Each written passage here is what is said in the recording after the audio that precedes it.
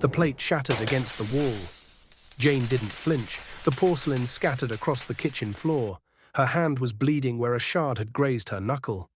She pressed a dish towel against it. The white fabric turned red.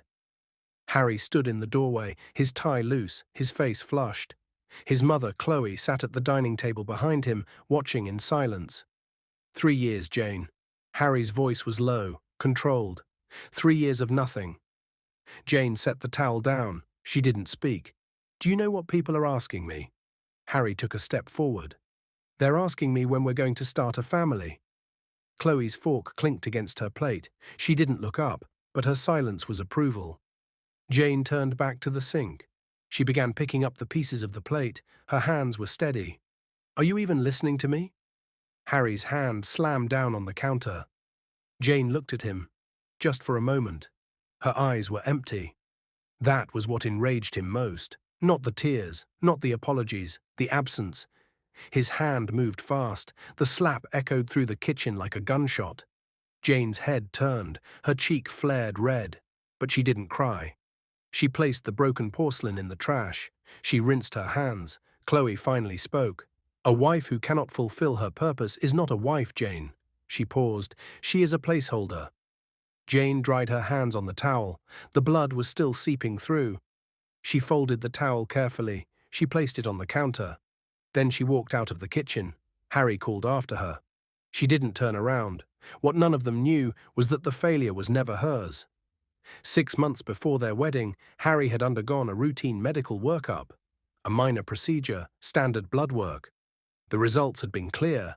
Azoospermia. Permanent sterility. The doctor had recommended follow-up testing. Harry had declined.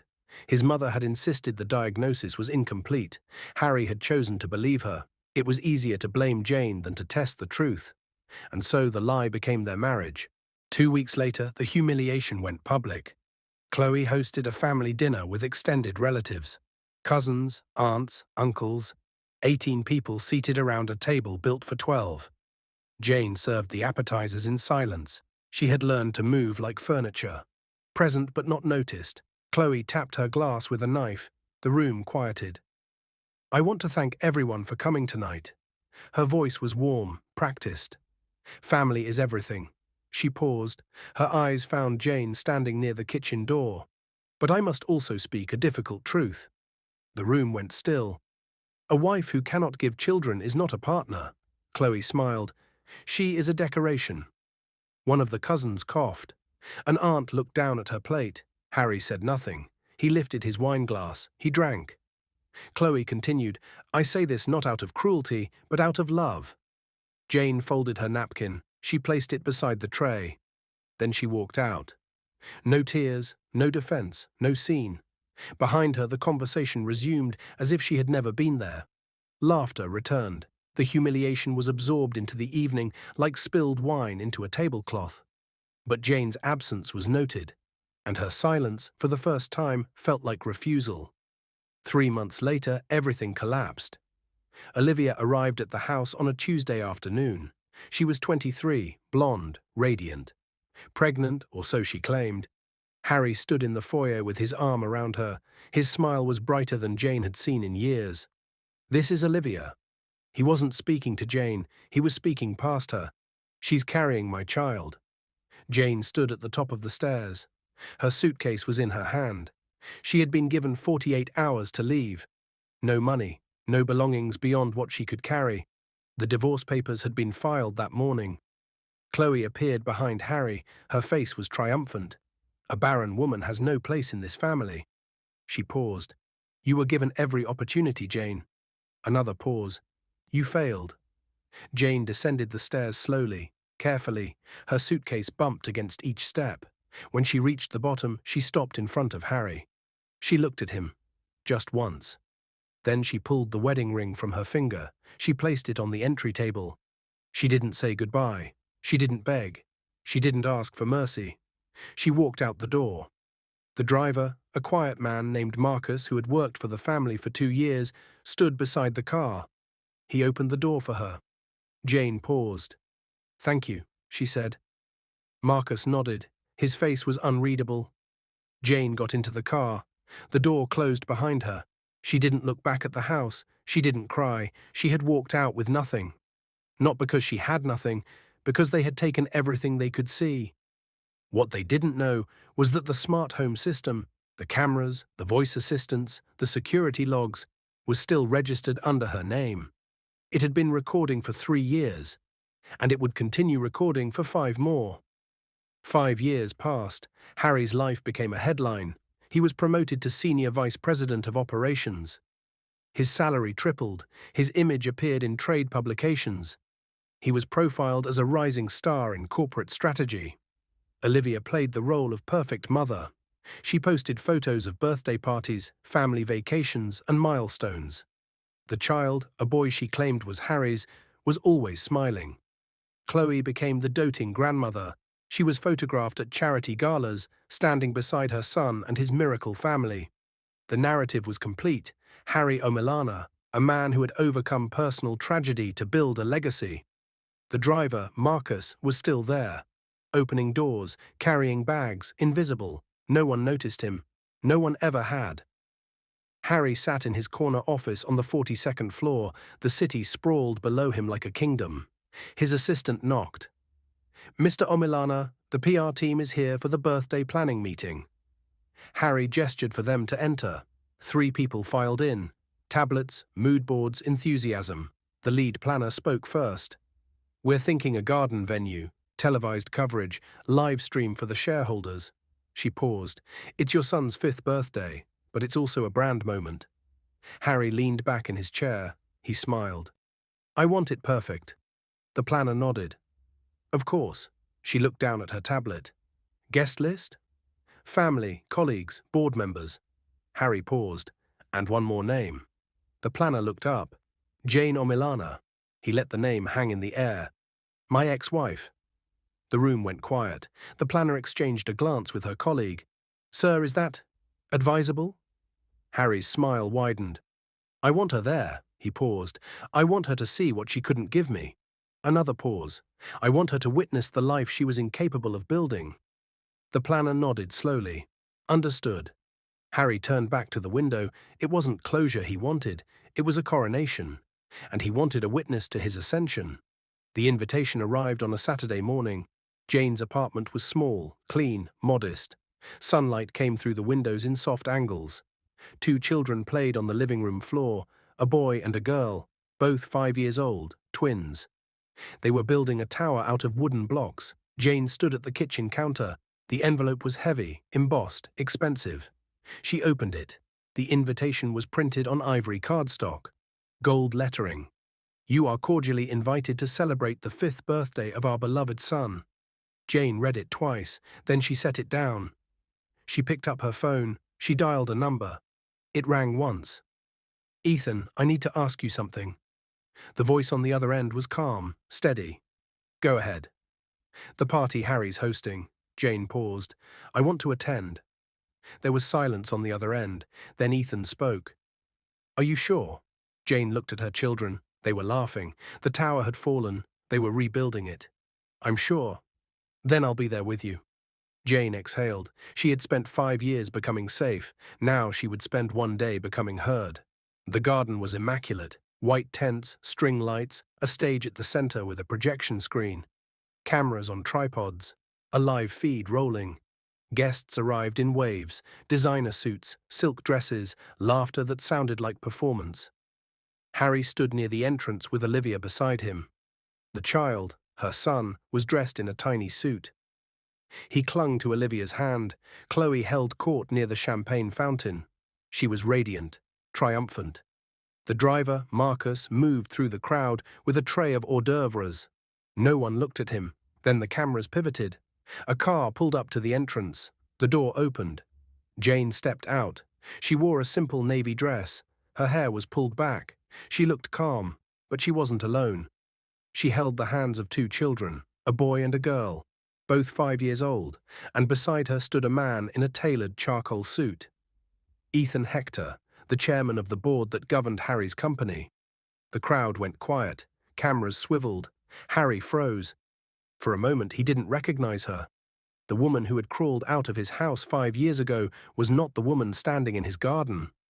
This woman stood like she owned the ground beneath her feet. Ethan placed a hand on Jane's shoulder. Brief, professional. Then he walked toward the crowd. Harry recovered quickly. He forced a smile. He approached with Olivia. "Jane, I'm so glad you could come." His voice was warm, performative. "I wanted you to meet our son." Jane looked at the child, then at Harry. "Congratulations." Olivia stepped forward. Her smile was bright, rehearsed. "It's been such a journey." She paused. "Motherhood is everything." Jane nodded. She was performing. They both were, but only one of them knew the script had already been rewritten. Ethan moved through the crowd with the ease of someone who knew he didn't need to announce himself. He stopped in front of Harry. "Mr. Omilana." His tone was polite, cold. "I've been looking forward to meeting you." Harry straightened. He extended his hand. "Thank you, sir." Harry's voice was eager, almost desperate. "I didn't realize you'd be attending." Ethan shook his hand, briefly. "I wouldn't have missed this." Harry thought he was being honored. He didn't realize he was being documented. Ethan's eyes moved across the garden. They paused briefly on the driver. Marcus was standing near the service entrance, holding a tray. Ethan's gaze lingered for just a second. Then he turned back to Harry. "Enjoy your evening." He walked away. Harry watched him go. His smile faltered. But the cameras were still rolling, so he smiled again. The crowd gathered near the stage. A microphone stood at the center. The projection screen glowed behind it. Harry climbed the steps. The applause was polite, enthusiastic. He raised a hand. "Thank you all for being here." His voice carried across the garden. 5 years ago, I became a father." He paused. "And today, I celebrate not just my son, but the legacy he represents." The crowd clapped. Harry smiled. "Family is everything." He gestured toward Olivia and the child. "And I am grateful to stand here, surrounded by the people who have supported me, who have believed in me." Chloe beamed from the front row. Olivia held the child close. Harry gestured to the screen behind him. "I'd like to share a few moments from the past 5 years." He paused. "A celebration of family, of growth, of—" The screen flickered. Harry paused. The image changed. The room went silent. On the screen, stark white text appeared against a black background. Smart home audio log. Date, April 3rd, 2020. Time, 7:13 p.m. Chloe's voice this time, clear, certain, cold. "A barren woman is a burden, Jane." A pause. "You know this." Another pause. "We've been more than patient." The audio stopped. The screen went black. Then a new image appeared. A hospital document. Official letterhead, clean borders, medical seal visible. Patient name, Harold Omilana. Diagnosis, azoospermia. Permanent sterility. Date of diagnosis, March 2018. Physician notes, patient declined follow-up testing. Diagnosis remains unchanged. Harry's champagne glass slipped from his hand. It shattered on the stage. The celebration stopped breathing. The cameras kept rolling. Harry stood at the microphone. His mouth opened. No sound came out. The screen behind him changed again. A text message thread appeared, time-stamped, recent. The formatting was clear. The first message was from Olivia. "He'll never suspect." The next message loaded below it. Marcus responding. "Just keep your head down." A pause. "We're almost through." Another message from Olivia. "What if he asks for a test?" Marcus again. "He won't." A pause. "His pride won't let him." Attached to the thread was a photo. Marcus holding an infant. The child's face was visible, clear, unmistakable. The same child standing on stage now. The metadata appeared at the bottom of the image. Date taken, June 2020. 3 months after the child's birth. The garden was silent. Someone's phone clattered to the ground. Harry's knees buckled. He grabbed the podium. His knuckles went white. Olivia's face drained of color. She took a step back. The child looked up at her, confused. Chloe stood frozen in the front row. Her champagne glass trembled in her hand. Then the camera cut wide. The frame captured the full garden. And there, in the background, standing near the service table with a tray in his hands, was Marcus. He wasn't looking at the screen, he was looking at Harry. Someone in the crowd whispered, "Isn't that him?" The murmur spread like fire through dry grass. Heads turned. Marcus set the tray down, slowly, deliberately. He didn't run, he didn't hide, he just stood there. The man who had opened every door for 7 years, the man who had been invisible. He was the only one who had ever been seen. Harry tried to speak, his voice cracked. "This is—" He stopped. "This is a mistake." The screen changed again, a video file loaded, surveillance footage from inside the house. The timestamp read, January 2020. The video showed Harry shouting, his face red, his fists clenched. Olivia was crying, her hands shaking. Marcus was standing in the hallway just outside the frame, holding a bag of groceries. The audio was clear, Harry's voice first, sharp, demanding. "If you can't do this, I'll find someone who can." Then Olivia, pleading, broken. "I'm trying, Harry." A pause. "I'm trying." Harry again, louder now. "Trying isn't enough." A pause. "I need a son." Another pause. "I need proof that I'm not—" He stopped himself. The video froze. The crowd was no longer murmuring. They were staring. Harry's legs gave out. He collapsed against the podium. His hands slipped. He fell to his knees. The microphone hit the stage with a sharp metallic crack. Ethan stood. He walked to the stage with measured steps, unhurried, certain. The crowd parted for him. He climbed the steps. He picked up the microphone. His voice was calm, steady, final. "This confirms what my audit has been documenting for months." The garden held its breath. "Harold O'Milana, you are terminated from your position effective immediately." He paused. "Your assets are frozen pending investigation." Another pause. "Security will escort you from the premises." He set the microphone down. He didn't need to raise his voice. Authority doesn't shout. 2 security officers appeared at the edge of the stage. They moved toward Harry. Harry looked up. His face was red, wet. His eyes were wide. "You can't do this." His voice was small, broken, childlike. "You can't—" Ethan looked down at him. "I already have." The officers pulled Harry to his feet. His legs were shaking. He couldn't stand on his own. Chloe tried to move toward the stage. Another officer stepped in front of her. "Mom, you'll need to come with us as well." Chloe's champagne glass fell from her hand. It shattered on the grass. "This is absurd." Her voice was shaking, high, desperate. "We've done nothing wrong." The officer's tone was flat, professional. "Mom, you're being detained on charges of coercive control and complicity in domestic violence." He paused. "You have the right to remain silent." Chloe's mouth opened, then closed.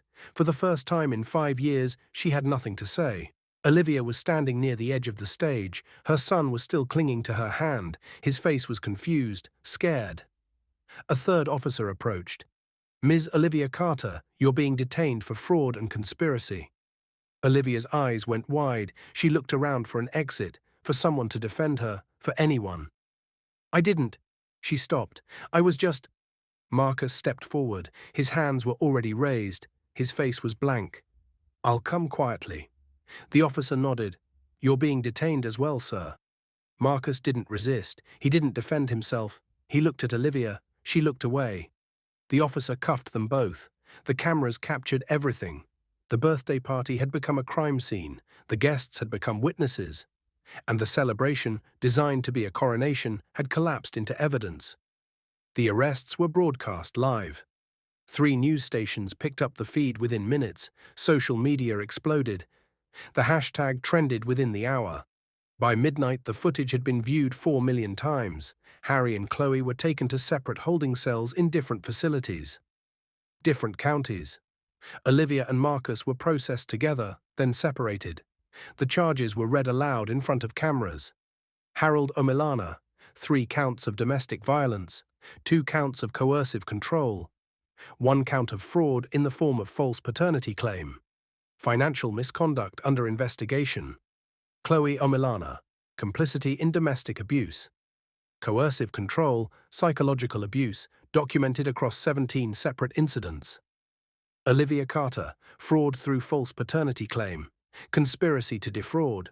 Marcus Lyle, conspiracy to defraud, aiding and abetting fraud. The courtroom was packed for the arraignment 2 days later. Jane was not present, but her lawyer was. The evidence was submitted in full. Smart home audio logs documenting 17 incidents of verbal and physical abuse spanning 3 years. Medical records showing Harry's sterility diagnosis dated 6 months before his marriage to Jane. Financial records revealing payments from Harry to Olivia totaling $47,000 over 3 years with no contract and no explanation. Text message threads showing coordination between Olivia and Marcus spanning 2 years with over 300 messages. Surveillance footage showing Marcus entering and leaving Olivia's residence on 12 separate occasions while Harry was traveling for work. The defense had no rebuttal. The judge set bail at $500,000 each. Harry's accounts were frozen. Chloe's assets were under investigation. Neither could post bail. They were remanded to custody pending trial. The house was seized within 48 hours. A forensic accountant was assigned to the case. Every transaction from the past 5 years was flagged for review. The luxury vehicles, 2 Mercedes, 1 Range Rover, were repossessed under fraud statutes. The titles were transferred to the state. The company shares Harry had accumulated over 8 years were voided under the termination clause in his executive contract. His stock options expired. His performance bonuses were clawed back. His retirement account, his deferred compensation, his severance package. All frozen by court order. The credit lines collapsed. The mortgage went into default within 14 days. The reputation followed. Within a week, Harry's name was removed from every company directory. His email was deactivated. His access badge was revoked. His LinkedIn profile disappeared. His professional certifications were suspended pending review. Chloe's charity board positions were revoked. All 6 of them. Letters were sent, plaques were removed, donations were returned. Her membership at the country club was terminated effective immediately. No refund.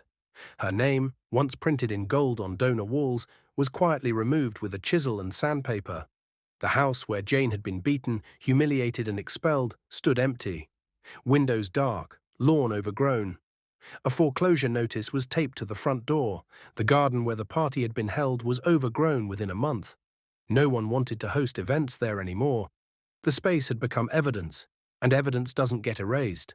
Harry sat in a holding cell. The walls were grey. The light was fluorescent, harsh.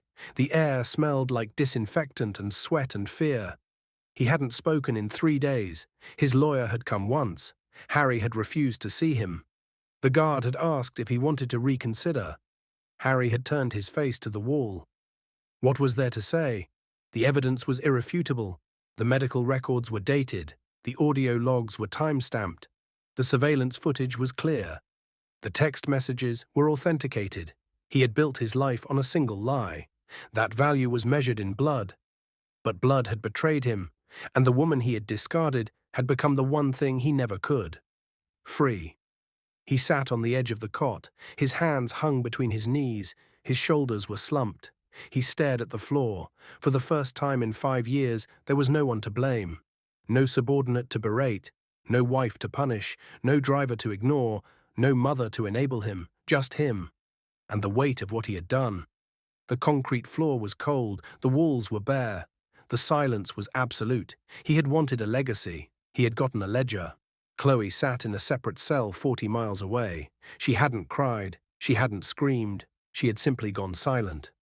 The woman who had called another woman Barren, who had stood in her kitchen and declared Jane a burden, a placeholder, a defect, would spend the next 6 months in a cell built for one.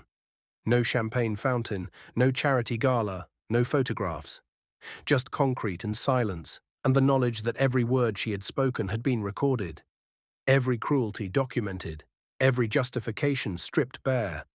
She had spent 3 years building a narrative. It had taken 3 minutes to dismantle it. Her arraignment had lasted 12 minutes. The judge had looked at her without expression. The bail had been set. The gavel had fallen. She had been led away in handcuffs. The cameras had followed her all the way to the transport vehicle. Her face had been on the evening news. Her name had trended for 3 days. And now, sitting in a cell with no window and no clock, She understood something she had never understood before. Silence, when forced, is the cruelest sound in the world. Jane stood in a park as the sun was setting. The air was cool, the sky was turning orange and purple and gold. Her children ran ahead of her, chasing each other through the grass. Their laughter carried on the wind. Ethan walked beside her. His hands were in his pockets, his stride was easy. "How are you?" Jane watched her children. They were laughing. They were free. "I'm fine." Ethan nodded. They walked in silence for a moment. The path curved through the trees. The light filtered through the leaves. "Do you regret it? Waiting 5 years?" Jane stopped. She looked at him. "No." She paused. "If I had spoken sooner, I wouldn't have been safe."